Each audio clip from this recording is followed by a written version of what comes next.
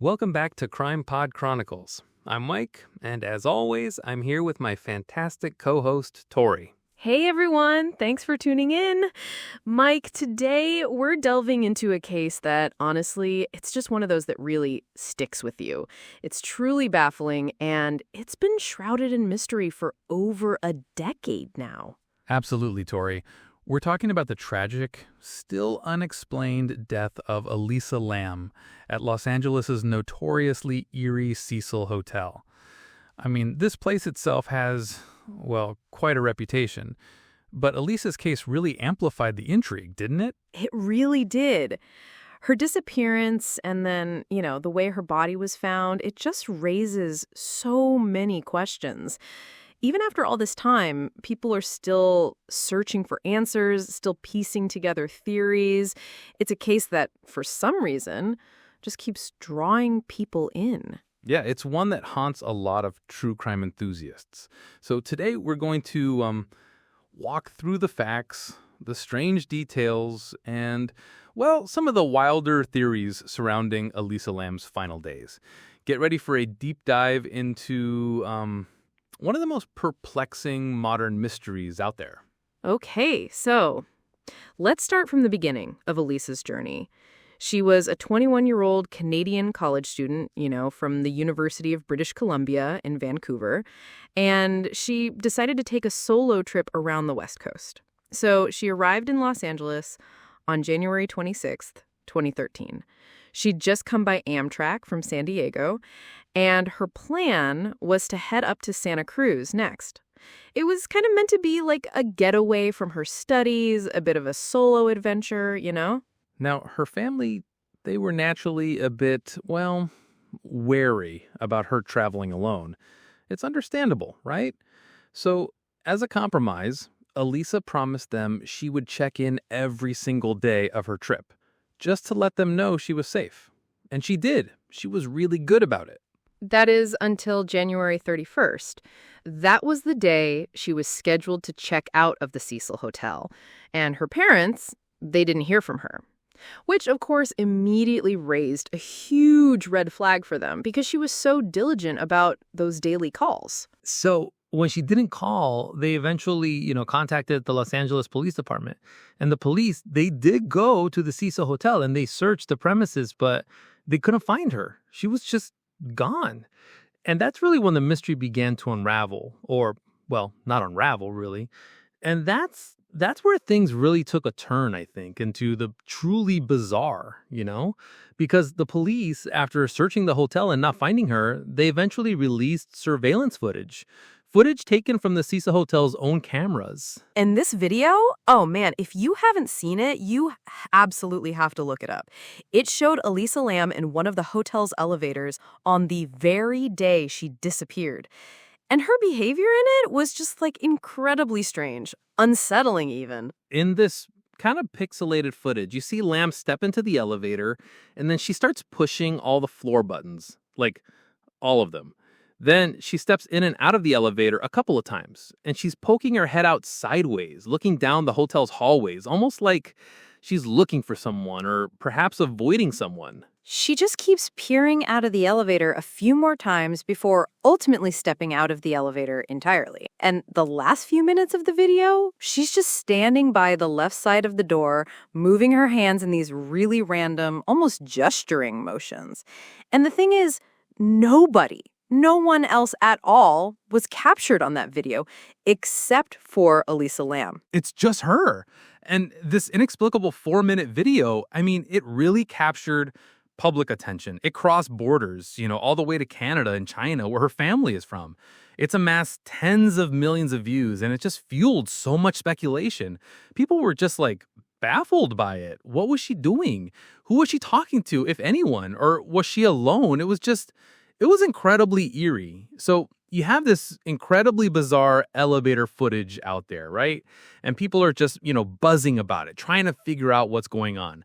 But then, about 2 weeks after that video was actually published by the authorities on February 19th, something even more shocking happened. The hotel guests, they started complaining, and I mean like serious complaints.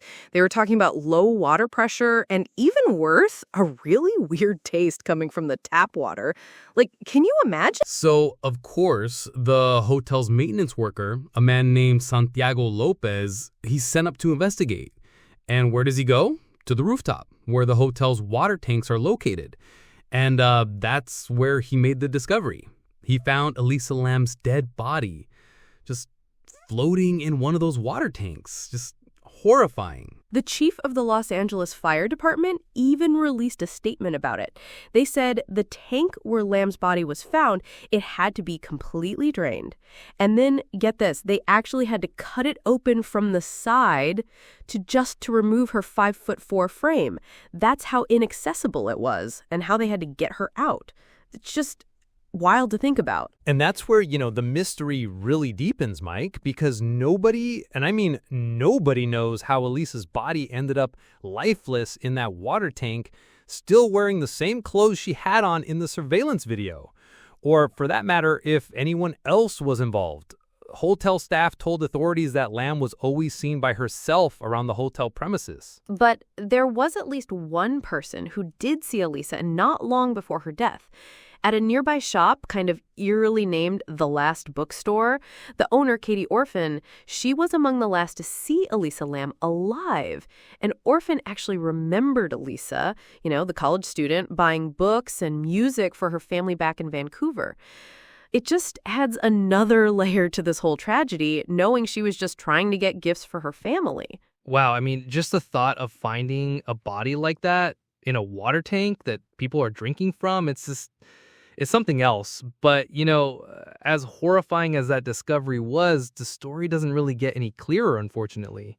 In fact, when the autopsy results for Elisa Lam's case came out, it almost just created more questions. The toxicology report, for instance, it confirmed that Lam had consumed a number of medical drugs. These were likely medications for her bipolar disorder, which she had been diagnosed with. But here's the thing. There were absolutely no indications of alcohol or illegal substances in her body at all. And, a summary of her toxicology report was actually posted online by a Reddit sleuth who had a clear interest in medicine. And this breakdown highlighted 3 key observations. 1, Elisa had taken at least one antidepressant that day. 2, she had taken a second antidepressant and mood stabilizer recently, but not on the day of her disappearance. And 3, she hadn't taken her antipsychotic medication recently either. So these conclusions really suggested that Elisa, who was, again, diagnosed with bipolar disorder and depression, might not have been taking her medications properly. And this is actually a pretty important finding because using antidepressants to treat bipolar disorder can sometimes risk inducing manic side effects if it's not done with caution, And some of the online sleuths, they really latched onto this detail, understandably, and suggested it was a likely explanation behind Elisa's very strange behavior and that elevator video we talked about. And there's more to support this theory, too. The hotel manager, Amy Price, her statements in court, they strongly supported this idea. During Elisa's stay at the Cecil Hotel, Price said that Elisa was actually originally booked into a hostel-style shared room with other guests, but complaints of odd behavior from her roommates actually forced the hotel to move Elisa to a private room by herself. So, it paints a picture that she was perhaps already exhibiting some unusual behavior. But even if Elisa was suffering from mental health issues and, possibly not taking her medication correctly, it still doesn't answer the core questions, Tori. How did she end up dead? And even more perplexing, how on earth did she end up in the hotel's water tank? I mean, the autopsy didn't show any signs of foul play from the evidence processed, but the coroner's office also noted that they were unable to do a full autopsy. So there's still so many gaps. Yeah, I mean, you're so right, Mike. It's just the how, right? How she ended up in that water tank. That's really the million-dollar question that, just keeps haunting this case. And actually, Elisa's family, they certainly wanted answers to that too. So they actually ended up filing a wrongful death lawsuit against the Cecil Hotel. The family's attorney argued that the hotel had a duty to, quote, inspect and seek out hazards in the hotel that presented an unreasonable risk of danger to Lam and other hotel guests.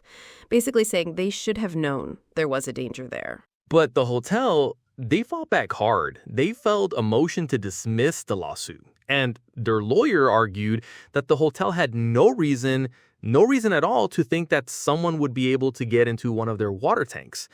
And what's interesting is that based on court statements from the hotel's own maintenance staff, their argument, it wasn't entirely far-fetched. It really wasn't. Santiago Lopez, who, remember, he was the one who actually found Elisa's body, he described in really detailed terms just how much effort he had to exert himself just to even find her. I mean, Lopez said he took the elevator to the 15th floor, right? Then he had to walk up a staircase to get to the roof. Once he was on the roof, he had to first turn off the rooftop alarm, then climb up onto this platform where the hotel's 4 water tanks were located. And then finally, he had to climb another ladder just to get to the very top of the main tank. It was only after all that effort, that he noticed something unusual. He actually testified, quote, I noticed the hatch to the main water tank was open and looked inside and saw an Asian woman lying face up in the water approximately 12 inches from the top of the tank. So his testimony really suggested that it would have been incredibly difficult for Elisa to make it to the top of that water tank on her own. Certainly not without anyone noticing. And the hotel's chief engineer, a guy named Pedro Tovar, he also made it super clear that it would have been difficult for anyone to even access the rooftop where these water tanks were located without triggering alarms. And get this, only hotel employees were able to deactivate those alarms properly. If an alarm was triggered, the sound would have alerted the staff right away. So basically, the lawsuit was dismissed. Wow. I mean, that just adds so many layers to it, doesn't it? It seems so difficult for her to have gotten up there by herself, let alone, entered the tank. But that brings us to, I guess, another really significant element of this whole tragic story, which is, well, the hotel itself. I mean, Elisa Lam's mysterious demise, it really wasn't the first, unsettling incident to happen at the Cecil Hotel. In fact, this building's sordid past has truly earned it a reputation as one of the most, supposedly haunted properties in Los Angeles. It's got quite the history. I mean, arguably the most famous death associated with the hotel, other than Elisa's, was the 1947 murder of actress Elizabeth Short, who's better known as the Black Dahlia. She was reportedly seen, drinking at the hotel bar in the days right before her grisly demise. So, yeah, right there, already a dark past. But it doesn't stop there. The hotel, it's also hosted some of the country's most notorious killers. In 1985, Richard Ramirez, the Night Stalker, he lived on the top floor of the Cecil Hotel during his monstrous killing spree. And the story goes that after a murder, Ramirez would just dump his bloody clothes outside the hotel room and then return, half naked. I mean, back then, the hotel was apparently in such disarray that Ramirez's nude stunt barely, raised an eyebrow. Just imagine that. And then 6 years later, another murderous patron moved in, Austrian serial killer Jack Unterweger, who earned the nickname Vienna Strangler. I mean, with such a macabre history, you'd think, wouldn't you, that the Cecil Hotel would just be condemned. But actually, the building was recently granted landmark status by the LA City Council. It was given this distinction because of its opening back in the 1920s, which is considered the beginning of the lodging industry here in the United States. So it's got this weird duality, a historic landmark with this deeply disturbing past.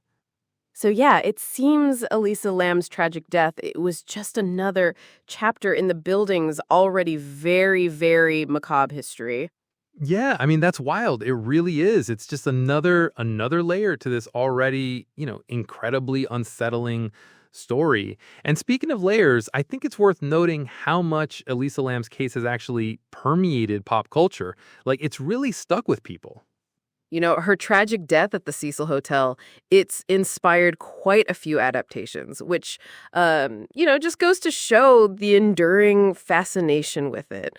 The most famous one probably is Ryan Murphy's American Horror Story Hotel. During a press conference for the show, Murphy himself stated that the new season was actually inspired by a surveillance video from a Los Angeles-based hotel that surfaced a couple of years prior. He said the footage showed a girl in an elevator who was never seen again. And, that's just an obvious reference to Elisa Lam and her very, very bizarre elevator episode. And it's not just TV. More recently, there was this gaming studio that came under fire because users of their game called YIIK, a postmodern RPG, found undeniable resemblances to Lam's case in the storyline. In one scene of the game, the main character, Alex, receives this video file showing another character, Sammy, in an elevator. And the elevator door opens to reveal an alternate dimension. And Sammy is then captured by a demon, kicking and screaming the whole time. It's pretty direct, In a 2016 interview, Andrew Allenson, who's the co-founder of Axe Studios, the company behind the YIIK game, he actually talked about how Elisa Lam's death influenced this development. And he said, quote, "There still hasn't been a great official story about her. I remember on local news they reported it from the gross out angle because people drank water that a corpse had been floating in. That's unfortunate, but what about the poor girl who died? It's easy to say she was off her meds, but why can't people think a bit more about her as a person?" And I think that really sums it up. While an answer to the complete mystery behind Elisa Lam's death remains unclear, the obsession surrounding that mystery has just remained so strong in the public consciousness ever since. It's really, it's a human tragedy, but it's also this ongoing enigma. And that's such a poignant point that Andrew Allenson made. It really highlights that beyond all the bizarre circumstances and the theories, it was a real person who died, a young woman far from home. Exactly, Tori. And I think that's why her story, despite all these years, continues to resonate so deeply.